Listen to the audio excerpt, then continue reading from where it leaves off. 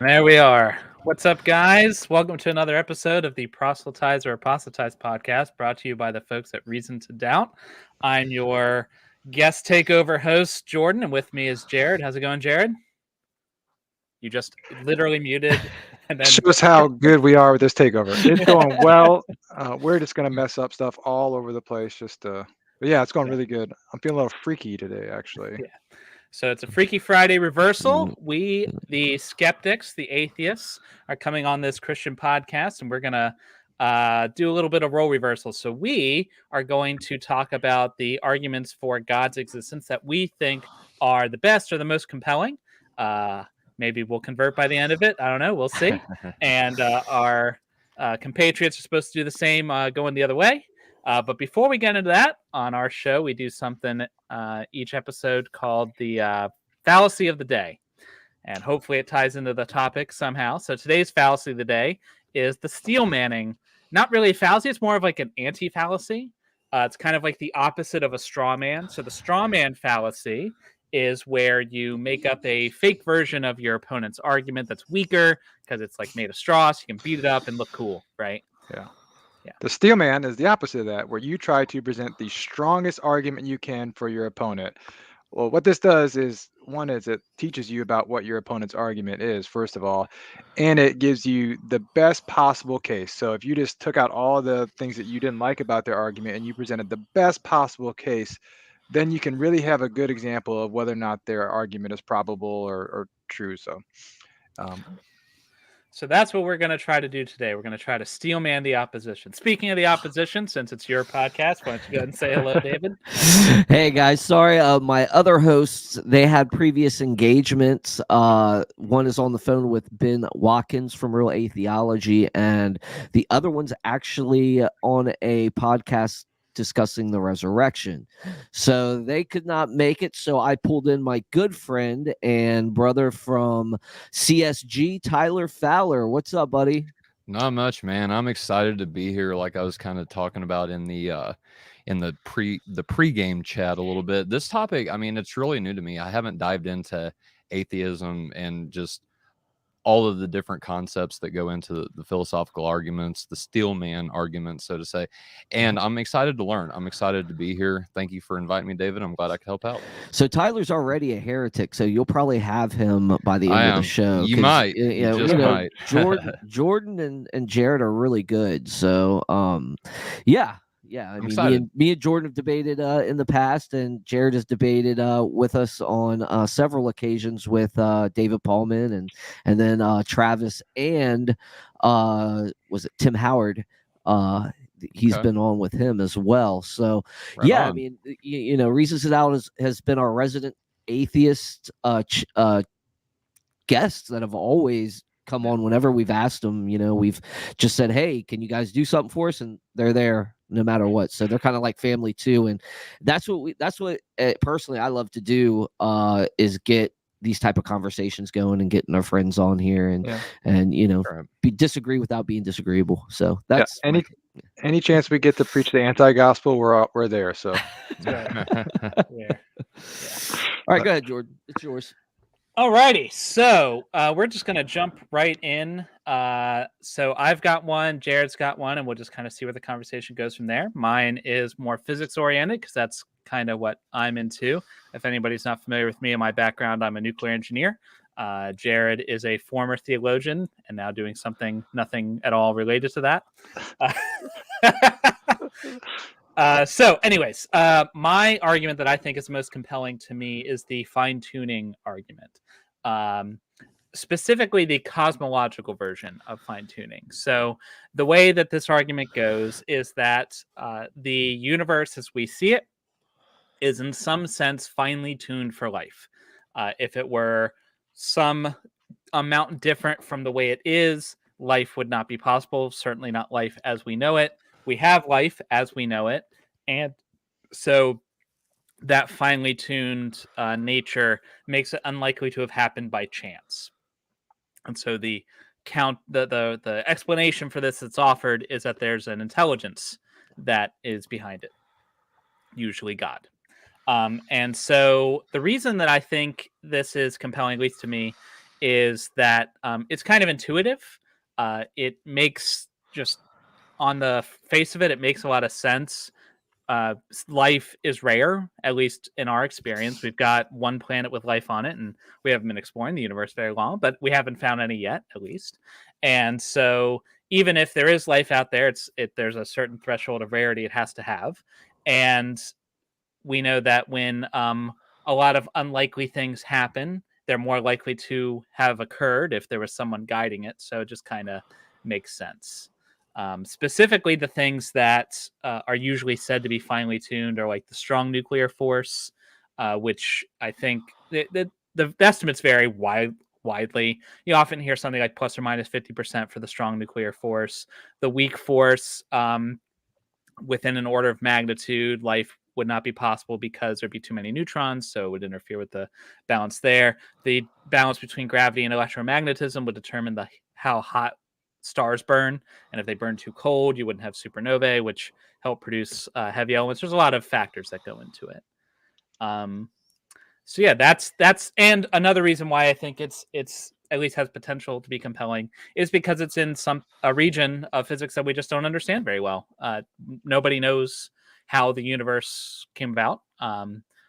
If it were natural, it's an open question. It's a subject of active research, and so there's no specific thing we can point to, unlike say like young Earth creationism, for example, where we can just point to established science. This is why that's wrong. There's nothing like that for fine tuning.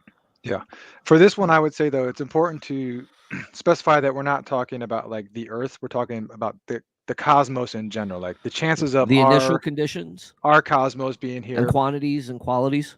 Yeah, that would be part of the fine yeah, tuning. because that's what set up these parameters for life to Yeah. exist. And also, this doesn't Correct. get you to a Christian God. This only gets us to a deistic or theistic God, right? That prime mover, so to speak. Right. So, not that that's a problem. Like, just because an argument doesn't get you all the way to the finish line or your preferred finish line doesn't mean it's useless. I mean, yeah, if it gets you further, that's still useful. So when you guys say Earth, you mean specifically like fine tuning in like the biology and stuff. Is that what you're talking about? Not like as in like the fine tuning conditions for the solar system, that have to be there, right?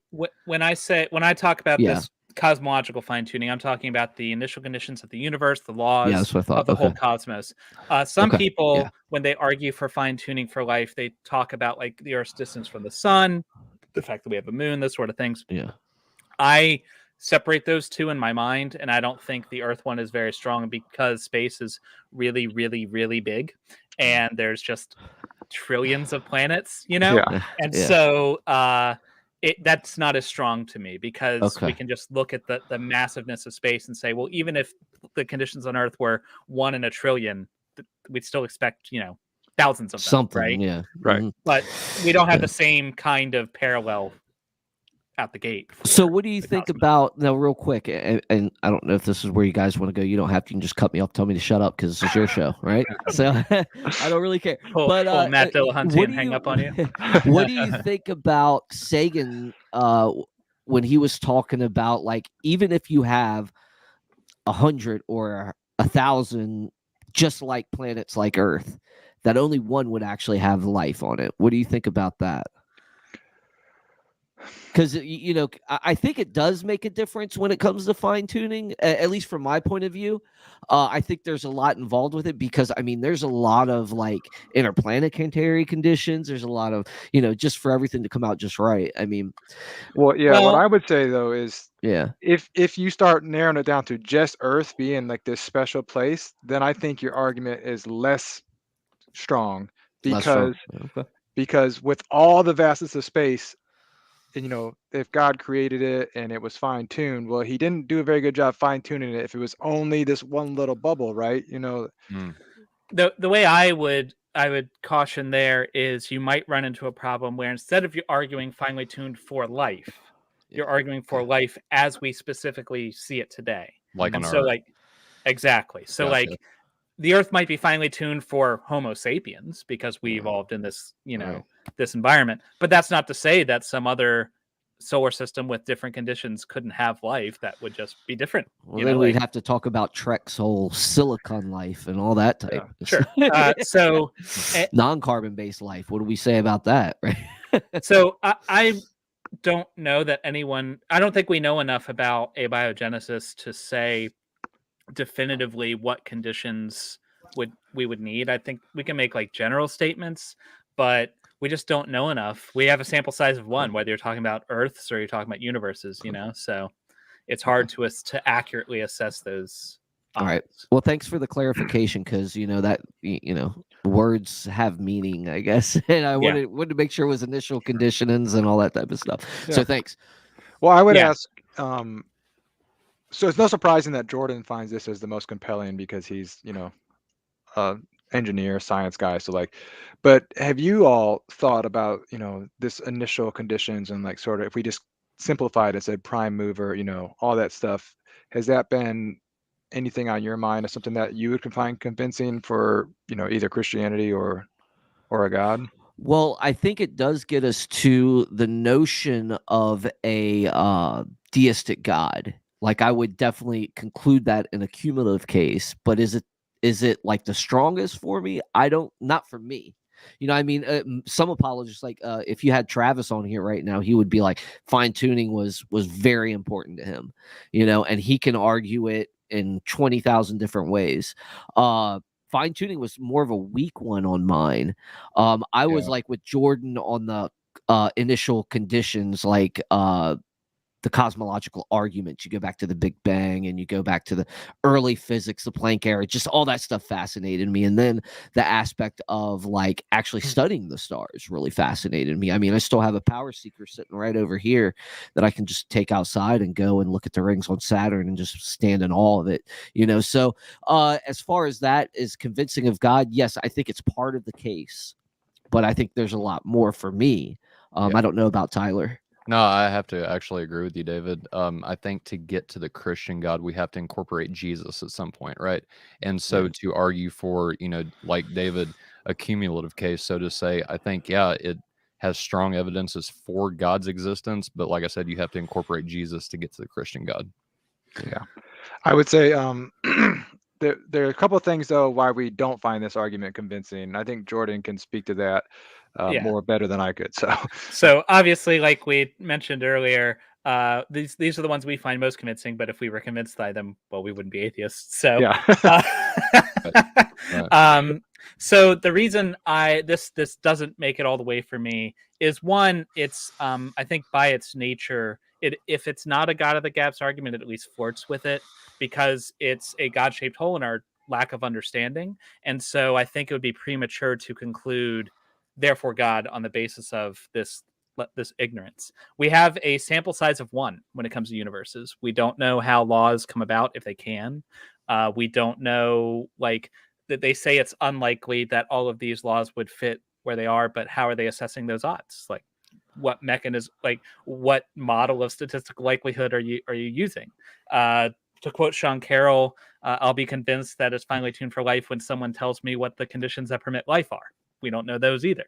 And then you've got natural models that could at least address some of the fine-tuning things. Certain models of the multiverse could not so there's different levels of multiverse, which we're going to be talking about with Jeff Swearing, shameless plug, in a couple weeks. But anyways, if it's something like a string theory brand multiverse where you have different regions of space that have different natural laws, you basically you're just throwing a ton of laws at the wall, and eventually some of them are going to be permissible for life. And so there you go. Now, is that actually the reality we live in?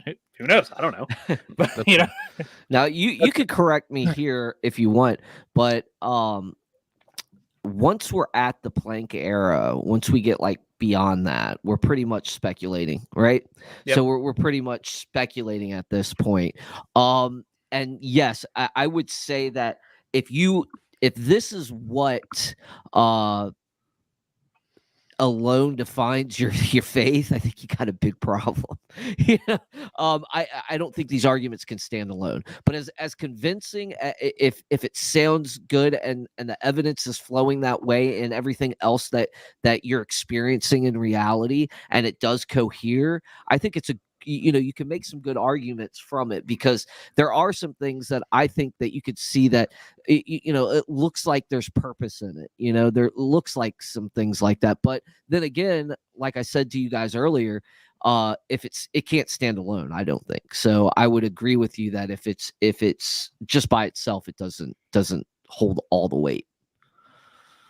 So yeah, I think it's I mean, like we said, this is what we find the most compelling. So it's sort of like the puddle argument, like if I find myself in this thing that's uniquely fits me, and it's so perfect, and everything around allows me to be me exactly like I am, and nothing else would change, could be like this. So we got a comment in here. Travis, who just heard us, I guess, talking about fine tuning, had to jump in, say something. He said, "Just stopping by.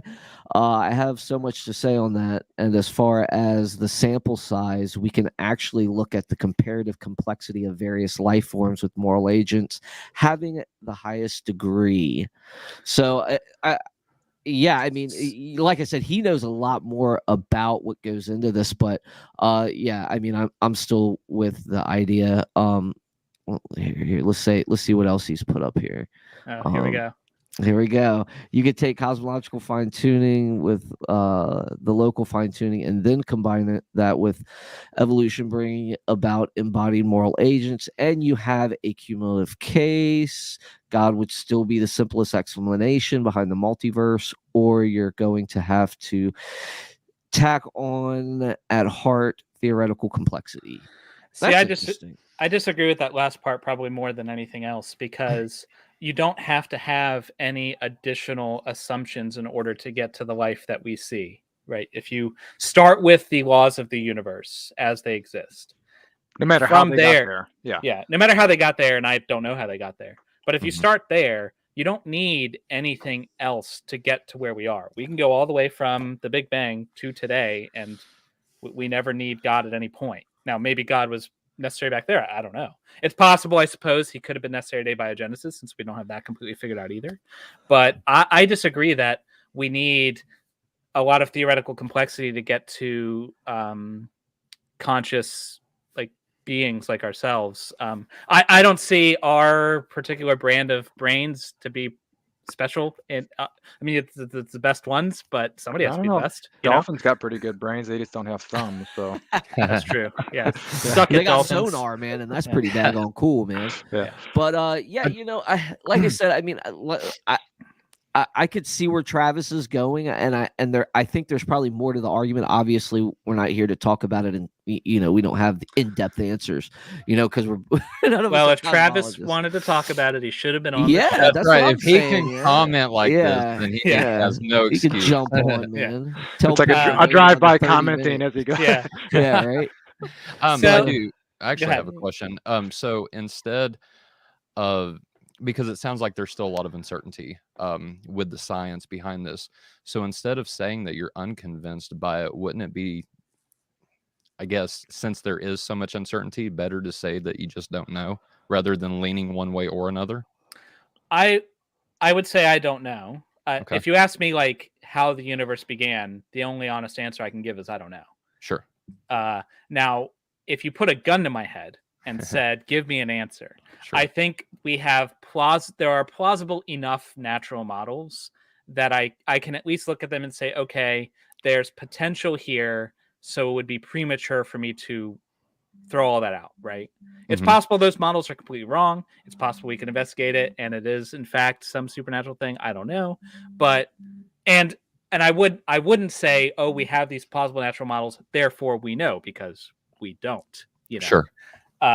So yes, I guess I would say I'm not convinced that a God is or will be found to be necessary, but I don't know that.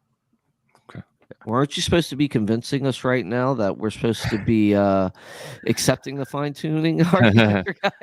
No, I hear you. I'm trying to convince you that it's the best one. That's all I'm trying to convince you of. All right. So, I was going to try to convince you of another one, but go ahead. I know Jared had one. I don't know what you guys want to do next. If you want to move on from here, because you know. Well, you mentioned bringing Jesus in, right? And I know Jared's has to do with that. Yeah. Okay. Well, Cool. So. But one more comment though. It just left me. But it had to do with like. You know, I think it's good in making a case and making a cumulative case for it, but I think I've already said that, so I'm going to let you go since I forgot exactly what I was going to hit on because the point is passed. Yeah, I mean, for me, cumulative cases are kind of. I'm not a big fan of cumulative cases, because you stack enough stuff together, you're going to get something, right? I would say I find that part of life, though. Like I'm not just going to believe in something until I know like all the different aspects that make it what it is. Well, I guess what I'm saying though is like if you have a bunch of things that are unconvincing to me, and just because you have a bunch of things that are wishy-washy doesn't mean that they make one good thing, right? I hear what in I science hear we what can build cumulative cases all the time, but we're using facts and evidence that are not wishy-washy, right? Well, and I would say we do the same thing. It's just we come to a different conclusion. The limitation, I think it's easy to just say, oh, it's part of a cumulative case and then kind of put it on the shelf and then never come back to it. But if you're going to build I agree that the foundations of the universe is going to be too big to probably be summed up in one piece of evidence, right? So just having a cumulative case, I don't think is bad on its own. However, to Jared's point, when we build a cumulative case for something like the observations of lead relativity or whatever, we use statistical models and stuff to put all of those together, right? We compare them as a population. And so if you're going to make a cumulative case for God, you need to, at some point, put all of your pieces together and do some kind of analysis to say that, okay, now that I've got all these pieces, what are the odds that I'm right given all of this evidence? You could do it in a Bayesian manner or something, whatever. I think in that sense, a cumulative case has virtue because you could get a lot of unlikely things. And if they all, are true simultaneously and they're all related, but it can also be used as a shield. If you say, oh, well, all of them together, if someone says like debunks one piece, oh, it's just part of a cumulative case, and you debunks another piece, oh, it's just part of a cumulative case, but you never then like reassess, right? Check yourself, right? Absolutely. And like I wouldn't even be on this, defending theism if I thought those arguments failed. Sure. So yeah, I hear you there. Another one. Travis wanted to show you have no explanation as to why it's there under theism. It would be expected matter of course, i.e. bring about embodied moral agents. See Swinburne. Well, I mean, okay, so that's a little bit of like looking at it now and then projecting that into the past. It's like, given that moral agents exist, moral agents under my worldview at least made up the concept of God. So, I mean, it's not surprising to me that under theism, agents would be expected because what kind of people are going to make up theism? Well, moral agents, that's just not remarkable to me.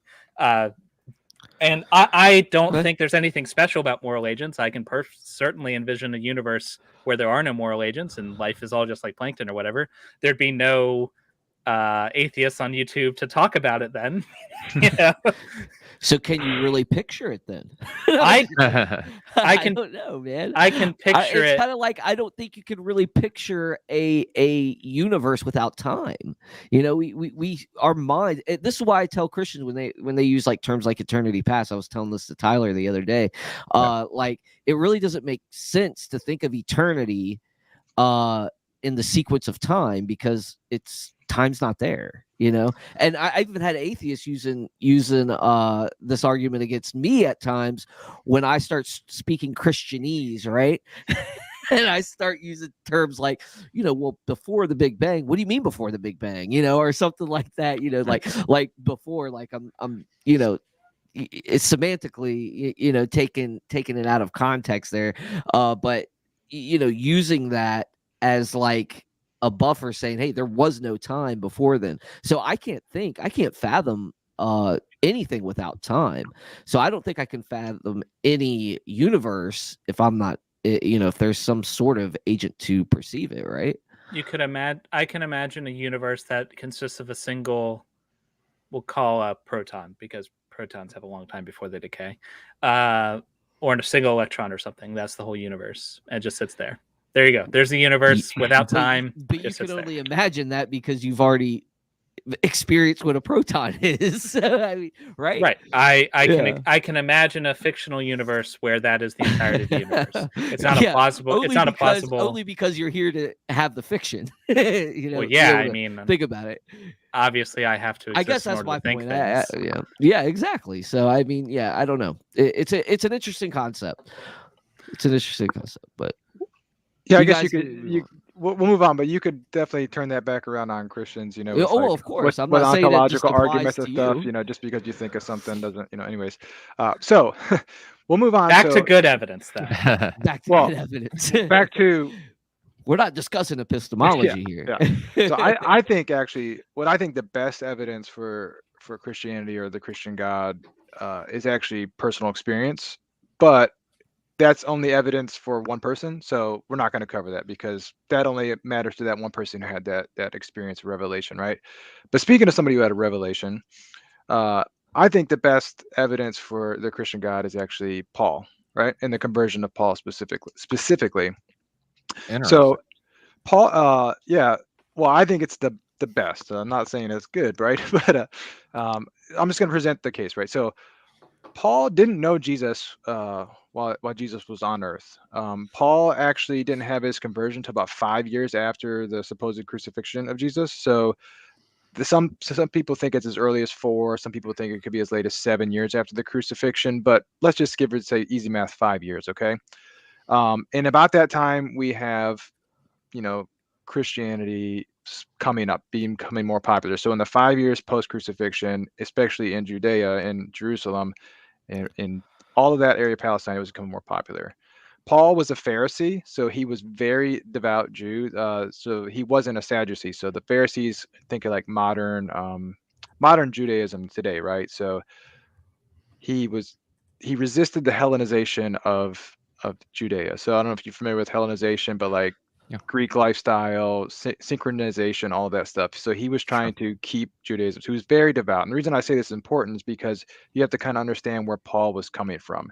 So he devoted his life to a way of living and a way of studying Torah, both the oral and written traditions. And one day, and he persecuted Christians. This is important. So Paul tells about this himself in both Galatians and Philippians. He talks about that he intensely persecuted Christians to the point where he actually participated in stoning Stephen, if we all remember that story, right? And at one point, Paul talks about how he was going from house to house, pulling Christians out into the street and sending them off to prison. So it wasn't just like, oh, you're a Christian. Like he was literally messing up people's lives. This is how much important, right? So we've kind of established that Paul was convinced that these Christians were bad news. And so what happened? Well, the Damascus Road experience. Something happened on the road to Damascus where Paul had a revelation or a vision of Jesus. We all know the story from Acts, but Paul also recounts this story in both 1 Corinthians, 2 Corinthians, and Galatians, where he talks. And there may be some minor, differences between the stories, but for the most part, he was walking down the road, had the bright light, and whether or not the people with him saw or heard doesn't matter. Paul had an experience where he was revealed to Jesus, and then he completely turned his life around and started spreading the message of Christianity with a vigor, to the point where I don't think we would have Christianity today if it weren't for Paul, right? So something happened in this man's life to the point where he completely changed his lifestyle and converted to Christianity and started spreading the gospel. I agree that without Paul, you don't get Christianity to the point where if I, for some reason, had a time machine, and rather than doing anything good with it, I decided, you know what? I'm going to make sure Christianity never happens. I would not kill Jesus. I would kill Paul. Yeah. Paul would be the one I'd take out. Well, they did eventually. Eventually, I mean- but they were way too late. Yeah. Way too late. Yeah.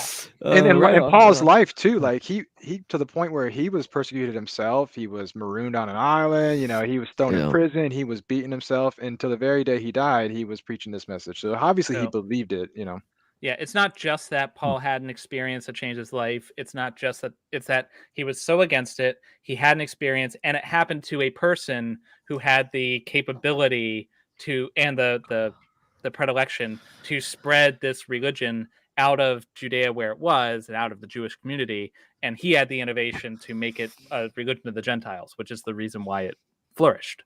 Yeah. And so that congruence of things, having this crazy thing happen to just the right person, If I'm putting my Christian hat on for a second and making this argument as a Christian, I'm going to talk about how hallucinations, it might not have been a post-bereavement hallucination, because Paul never gives any indication in any of his letters that he was upset or grieving about the things that he was done. He never gives any indication that he felt sorry for stoning Christians or throwing them in prison. He just kind of states it matter-of-factly. Right. So like from Paul's own mouth, it doesn't seem like he would have been the kind who would have had like a seizure or a hallucination. So That's interesting. Right. So let me ask you a couple questions, Jared, if I can. You said in the beginning of your the supposed crucifixion. Do you believe the crucifixion happened? yeah, I believe the crucifixion happened. Okay. Yeah. I think he meant like the alleged date. Yeah, that's what I meant. Like I was talking about I'm sorry, I misunderstood. exactly. Yeah, I wasn't saying that. I'm not a Mythicist. I'm not. He's not a mythicist. Yeah. Yeah, we're good. I We're was good trying here. to indicate that we don't know the exact date or the exact year that Jesus was crucified, but Okay, no, fair enough. That clears everything. and I think that's why that 4 to 7 year kind of gap is there. So Sure. No, I apologize. I misunderstood. yeah, Just- no, I should appreciate speak that. more clearly in the future. Thank you. Yeah. Okay. So Okay. Yeah. As far as I don't know where you guys want to go after Well, that. You said that was your most convincing. think- You're supposed to go and tell us why it's not convincing now. Well, before we get to that, though, I'm interested, since you answered this for the more cosmological argument, where would this rate in terms of persuasiveness for you? How high on the stack of cumulative cases would that be?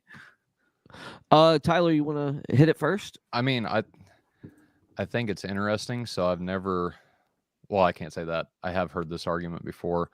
For me personally, though, I've never used it. And so where it rates for me, I mean, now I'll definitely think about it. But since I've never used it before, I can't really say that it rated that high. You know what I mean? So yeah, I'm glad you brought that up, Jared. yeah, and I will say for me, if I was a Christian, this would be important because it demonstrates that Jesus resurrected. If Paul did have a vision of Jesus, right, and the vision was actually of him, so yeah, I do think it's and I think you're right to point out that personal experiences are strong because we all have them, whether they tip us in one way or another. And that's where I would say that limits, like you said, you don't use them because they're not, they're specific to the person, right?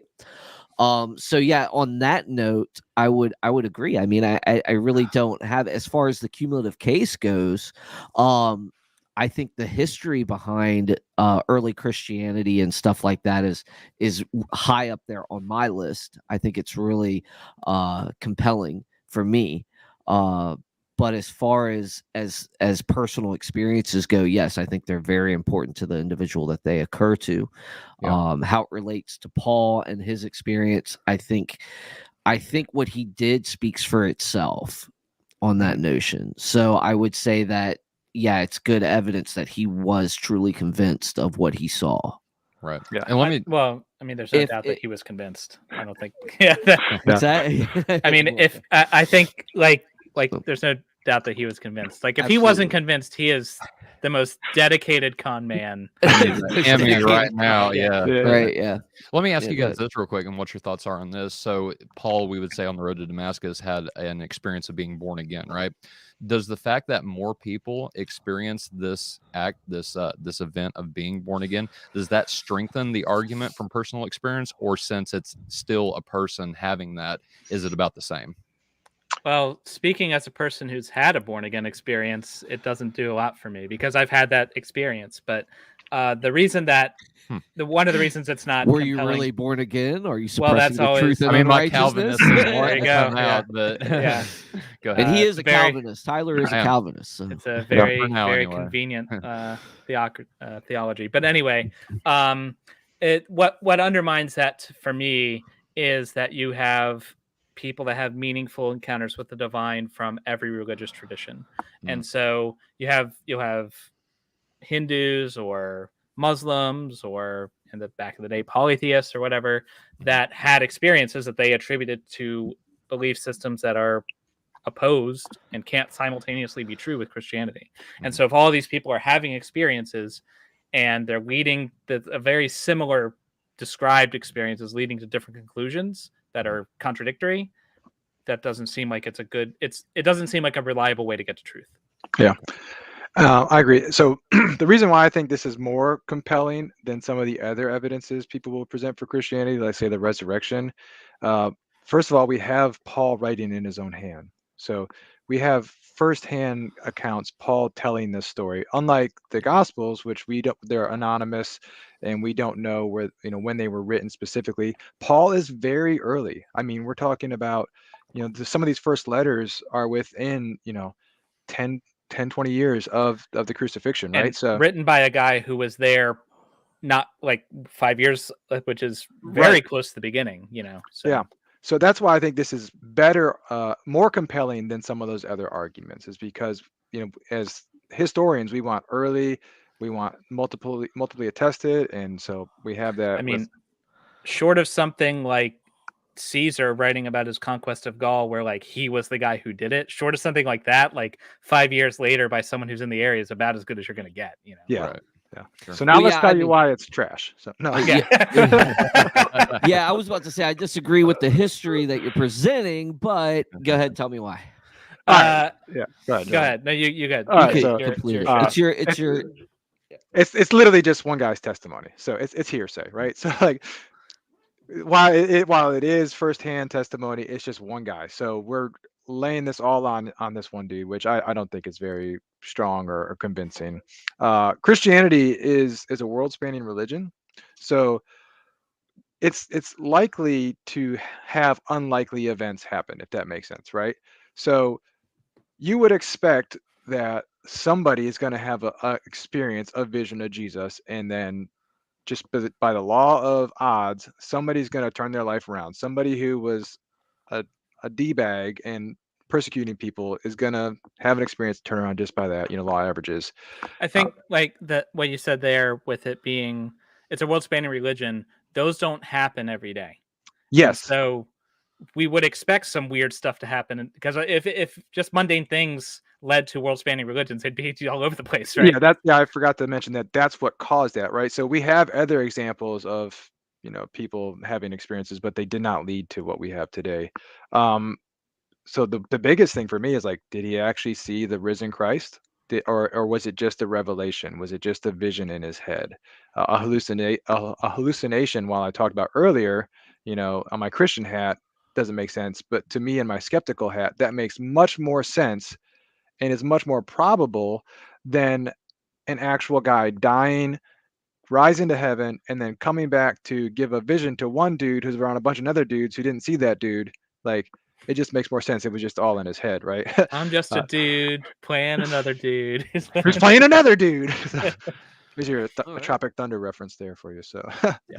All right, right on. And then obviously, this is my last point here, but given how zealous Paul was and in his persecution of Christians, it does make sense to me that he would have been emotionally affected by this, either mentally or emotionally, which would have led to some sort of bereavement and some sort of like overwhelming moment where he just realized, like, man, I have been really doing some horrible things. Like he's literally helping kill people with stones. Like that's got to weigh on you, and that's why I think it's more probable that it was some sort of mental, thing. So Okay, all right.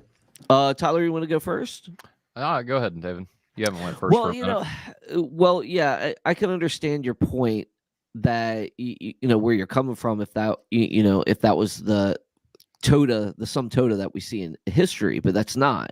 So I mean, we have this concept of Christianity that's evolving. We have the eyewitnesses that Paul would have known, that where he would have gotten this stuff, and the early hymns that he produces in his epistles that even have a high Christology that he's learning from other people that are confirming what he's writing, and that are backing him up, so to speak. So I think there's a lot of stuff in there. I think there's a lot of stuff in there that you haven't examined.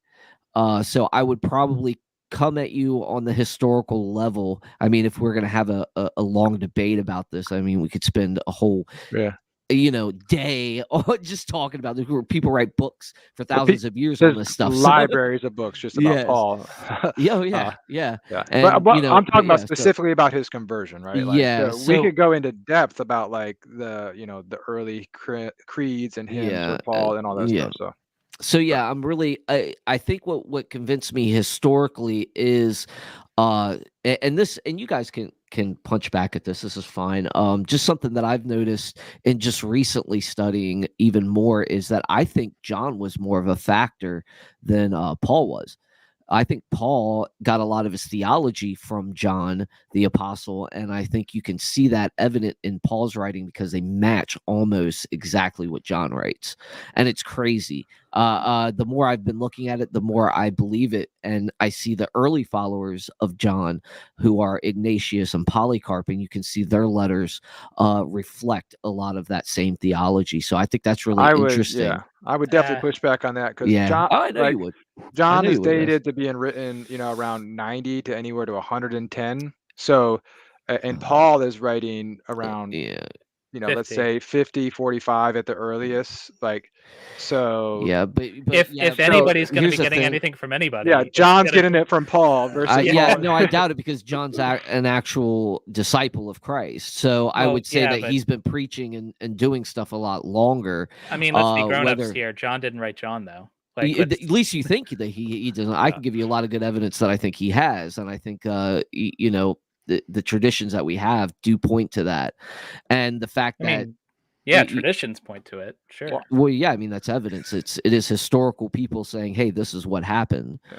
So I mean, even Tertullian says we have the Gospel of John still today. The Muratorian fragment that tells us that John was the writer of John, and he got a lot of inspiration from Andrew and stuff, who they were probably the only ones left alive at the time, because they say that John lived in his old age, and even his disciples say these things as well. So I mean, I don't doubt the history that Ignatius was was his disciple.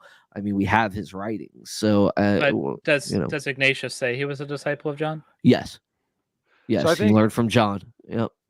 I think what we can say, though, at a bare minimum, is that the high Christology was very early in Christianity, and there was a message that became popular amongst Christian communities and was spread amongst Christian communities, right? So Paul is spreading this kind of message, and you can see that in his letters. Other Christians would have been sharing this around.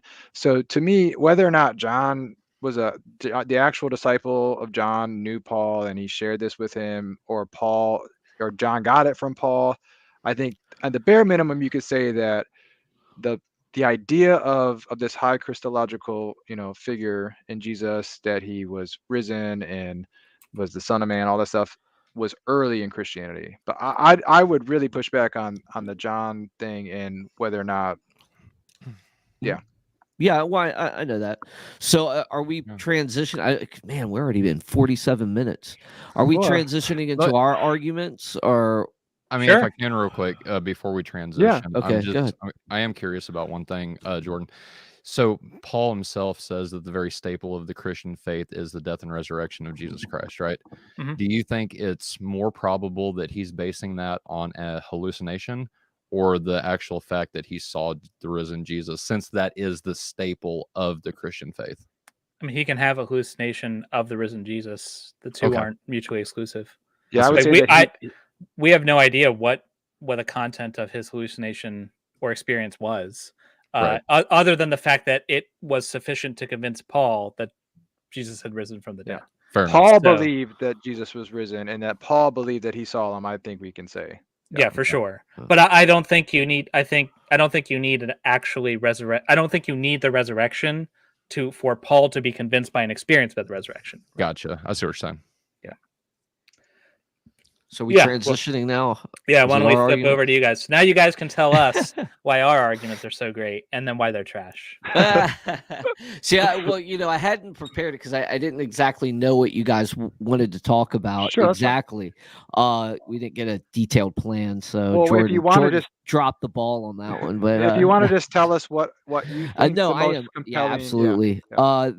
The first one that I would start with would be the hiddenness of God. It had always bugged me when I was growing up, in various stages of life, even when I didn't believe, I thought about stuff like that and arguments like that. And even when I was like in my own, I would say, spiritual phase, not even like I wasn't even a Christian yet too. So, I mean, but the whole hiddenness argument, like if there's a God out there, why doesn't he reveal himself in a more way that I can actually see? I want to see it. I want to know for a fact in my understanding at the time. I wanted to know 100%. I didn't want there to be any room for doubt. Which, if we had that, we wouldn't have the diversity we have today. But, we think there's always reasons to doubt. So yeah, well, of course, right there in the name. Yeah. So, but yeah. So I mean, yeah, the hiddenness of God was always a hard one for me. So I guess that's one that I would put forth as probably the hardest argument that I had to overcome, that I had to like investigate and really see the philosophy and really see all the different arguments for and against and stuff like that. So. And it's been a while since I've studied it now, but like thinking back on it, that was probably it. And, a lot of people say it's the problem of evil and stuff, and that never was a problem for me. And it's just maybe because I had a different understanding of how to deal with that than others, but it was the hiddenness that was a problem for me. So I'm convinced. Yeah. Tyler, did you have one? Well, I mean, so I'll put it like this. So my whole plan for tonight was shifted whenever David asked me to join. I was going to watch the Molinist debate with Dr. James White and Dr. Tim Stratton. But since David asked me to do this, I'm glad to be a part of it. But I had about 30 minutes and I looked up some arguments that atheists offer. And one that I found really interesting. Now, I don't know if you guys can maybe explain this a little bit more, but here's the overview of it. It's a deductive argument, and it's called the ultimate Boeing 747 gambit, and it describes it as this. It's a counter argument to the argument from design. The argument from design claims that a complex or ordered structure must be designed. However, a God that is responsible for the creation of a universe would be at least as complicated as the universe that it creates. Therefore, it too must require a designer, and its designer would require a designer also ad infinitum. The argument for the existence of God is then a logical fallacy, or with or without the use of special pleading. The ultimate 747 gambit states that God does not provide an origin of complexity. It simply assumes that complexity always existed. It also states that design fails to account for complexity, which natural selection can explain. And so if you guys would want to go into a little bit more detail with that, like I said, I found that one really, really interesting. I want to do some more research on it after this. Yeah, I've never heard that specific version, but this is just another, infinite regress argument that that kind of flips the argument that, the earth must have been a creator back on its head and say, well, then that God needs a creator, and then so forth and so on. Yeah, that's what I was thinking too. Okay. Turtles all the way down. If complex, intelligent things require creators, then why doesn't the creator require a creator? You could make that argument. There's possibly some unexamined assumptions that go into that. So there's an assertion that a creator would have to be at least as complex as its creation. It makes intuitive sense, but I'm not 100% sure that you can just take that as granted, you know? Yeah. Um, You have people Yeah. like William Lane Craig who what they do is they kind of redefine their terms. And so they'll say everything that begins to exist has a cause. And then they go, well, my God didn't begin to exist, so he didn't need a Yeah. cause. It's not special pleading because I carved out this one little piece. Yeah. Gotcha. Yeah. So, I don't know. I have heard that. I think I've that's heard that the argument worst. before. I think that is the worst type of argument that the atheist provides. You know, the Really? whole like, the whole like, you know, God needed a creator thing. Because I think it's a good argument. I but, think really. You know, I wouldn't think you guys too. I mean, like talking. I don't think it's the best talking, argument, but it's a good one. I think like talking with like Ben Watkins and stuff like that. Like this guy, like I mean, he breaks down things like, and he's an atheist, right? You know, I mean, he's really theology and stuff like that. He went up against Trent Horn like a couple months ago, or longer than that now. But and you know, he's a very very thoughtful person, and like he thinks that's like one of the worst arguments that atheists can present to. And I see his point, but like I think it's been and you say like he redefines, but I think if we look at the definitions and we actually think about the definitions, I think that's what we have to come to. If we think of a maximally great being, we have to actually think of something that's the best thing we can think of, and then go beyond that and say that's what God would be. So if we're thinking about a first mover that is uncaused, we have to say that would be God versus something that is caused. Yeah, but it's kind of like created. looking at, you know, something and then defining the thing that you're looking at. Like you come up with this concept and then you define it based on the needs that it has. Like it doesn't. You're working backwards, I think. But I don't think so. If you're looking at it in the sum total of everything that you've been experiencing and you've been looking at evidence for, and you've been, you know, the hypothesis you present, and it measures up to that, I don't think that it's very good when you're putting that forth, you know. So I wouldn't say that that's the well, I just lost my train of thought again. If I were answering someone who was simply asserting that all complex things require a creator, you know, kind of just a very naive watchmaker argument, then I might throw that out there just to show that like you need to do more work. If you're going to try to do that, you need to define your terms better and you need to be a bit more rigorous. But if I was actually trying to argue against God, I wouldn't go with infinite regress. I would just go with probabilistic, you know, I have no need of that assumption. We should have the simplest model possible. And if we can get to current conditions without invoking a supernatural, then we should do that. So I wouldn't resort to tenuous infinite regress. I think there's just stronger arguments. And when I say I think it's a good argument to rebut something that somebody else like, but I wouldn't put that up as like my, you know, like this is why I think that no God exists. Okay. I wouldn't do that. All right. Yeah. But as far as like the hiddenness argument, I think that was like one that really had me stumble, you know, for a long time. So was there something that for you with the hiddenness argument that really kind of pushed you over the edge, that made you feel more comfortable with it? Oh yeah, like okay, so you know, in doing my research and looking into reasons why there could be hiddenness and so forth, that's where I kind of found the linchpin. Like I said, I don't have the arguments here. I wish I did, but just going back, I think that the whole idea that if an infinite being actually showed himself to me, I mean, at what point would I be in relation to him? You see, because unlike you guys, like I think theology plays an important role, you know. So like you know, if I'm positing that maximally great being, you know, it's because of the theology. I know you think I'm working backwards, but I do look at it in a different light. So I mean, we're coming from different starting points there. If I'm looking at the hiddenness argument and I'm thinking that, you know, the nature of the relationship wouldn't be as genuine, I think that's a strong argument saying, well, that's a good reason for God to hide himself, because, you know, if I was Bill Gates' girlfriend, the relationship would be not just Bill Gates, but there could be that love for money that comes along with that. You know what I mean?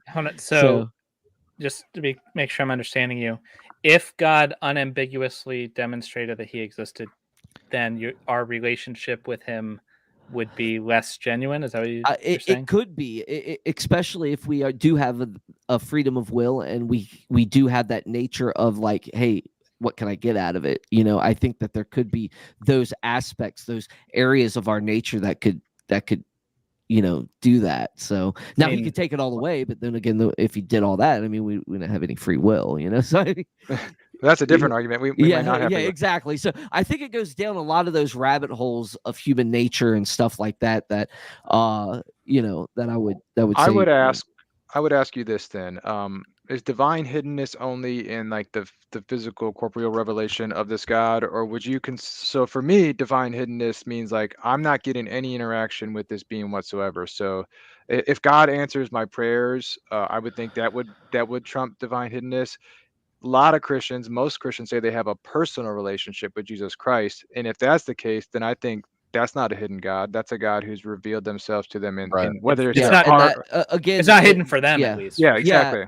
Well, yeah, and that's another point, is that for us it isn't hidden, and that was another thing that I only covered that first aspect, when I was looking into it. So that was one thing, and it just started stacking up when I would look into that hiddenness argument and the answers for it, and a lot of those made more sense to me than God actually being hidden, and especially the hiddenness was at a time where I couldn't answer a simple question of, like, where's your God now type thing. Well, why can't I call him down like Elijah did?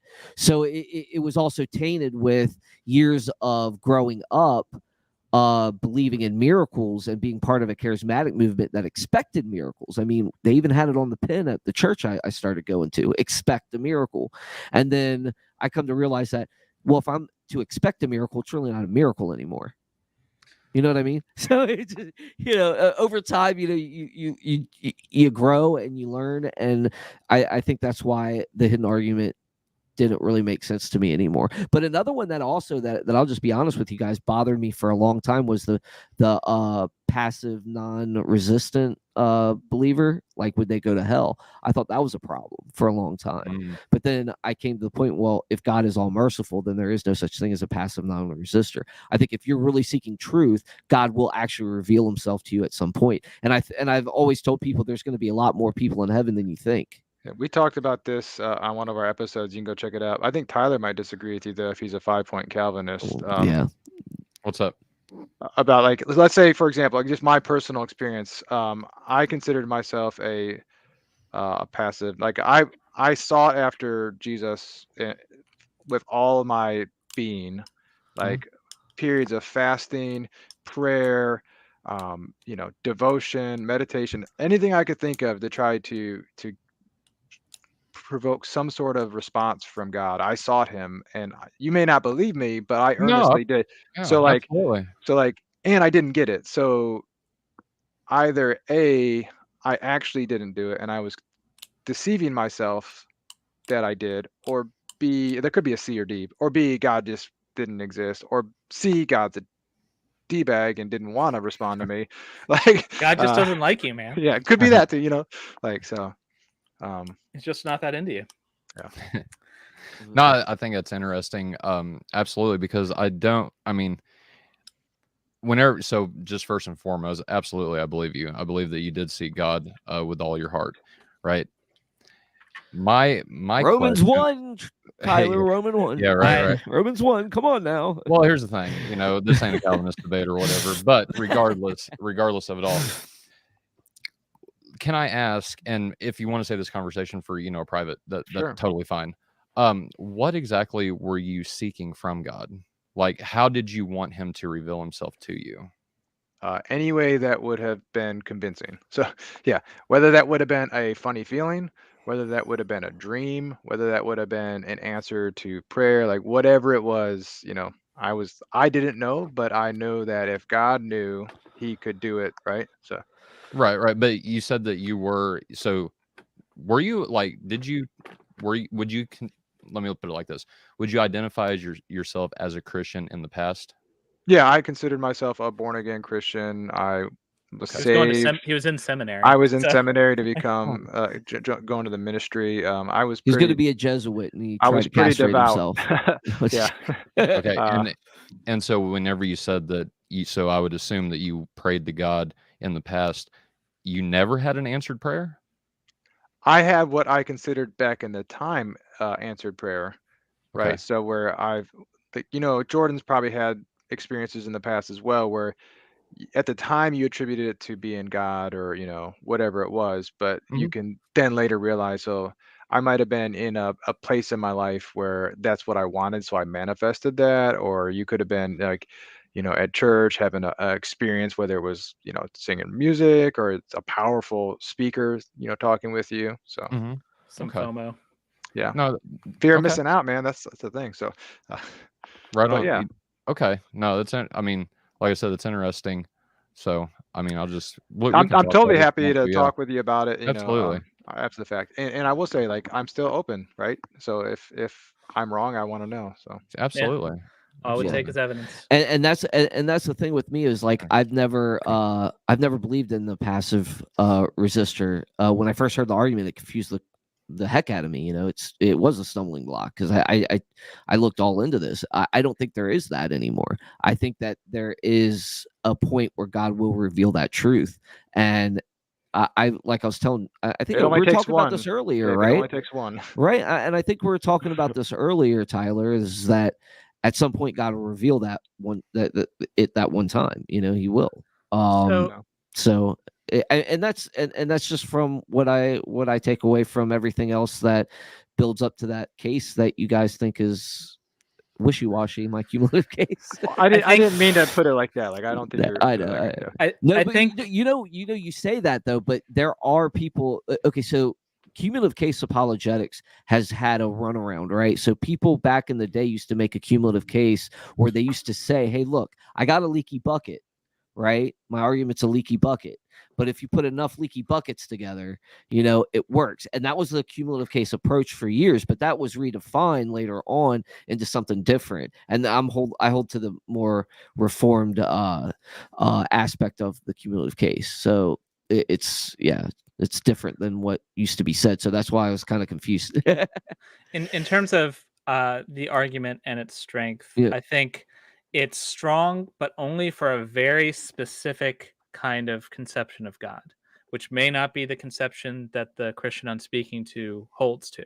Because if God doesn't want to have a relationship with me or other people, then why should he show himself to me? That's fine. So if you don't believe in a God that doesn't want to have a relationship with everyone, then the divine hiddenness argument loses all power.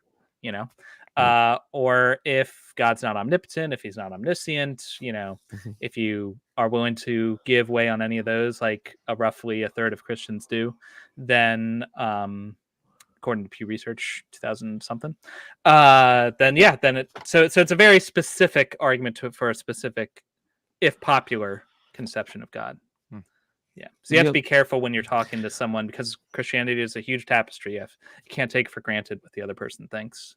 Yeah, exactly. There are those aspects, and I think there's also unity and diversity too. So I mean, I think there's Christianity's wide, and there's different levels of education too that is involved. It just and that goes with everything in life. I'm not going to ask a fisherman or a nuclear engineer about theology. I'm going to ask him about physics, or I'm going to ask him about how nuclear energy is harvest. I'm going to talk to my winemaker about how to make wine, right? So to answer your question, a turbine spins and it makes there you go.